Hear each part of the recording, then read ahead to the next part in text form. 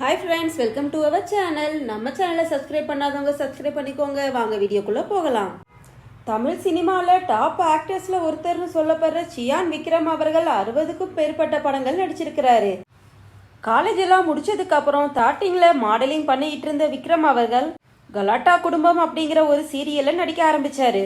அதுக்கப்புறம் என் காதல் கண்மணின்ற படத்து மூலமாக அறிமுகமான இவர் மணிரத்னம் அவர்களுடைய பாம்பே படத்தில் மனிஷா கொய்ராலா கூட சேர்ந்து நடிக்கிறதா இருந்தது. அது மட்டும் இல்லாமல் இதுக்கான ஃபோட்டோ ஷூட் எல்லாம் நடைபெற்று இருந்தது.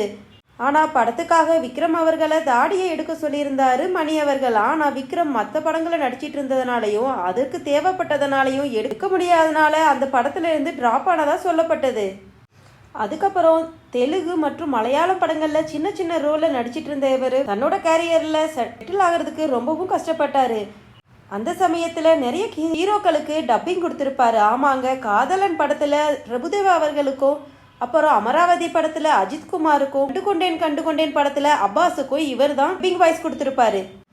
இதுக்கப்புறம் பாலாவுடைய சேது படத்து மூலமாக விக்ரம் அவர்களுக்கு ஒரு பெரிய பிரேக் த்ரூ கிடைச்சது.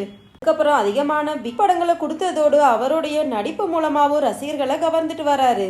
ஓகே ஃப்ரெண்ட்ஸ், இது மாதிரியான அப்டேட்ஸ்க்கு நம்ம சேனலை சப்ஸ்கிரைப் பண்ணிக்கோங்க. தேங்க்ஸ் ஃபார் வாட்சிங்.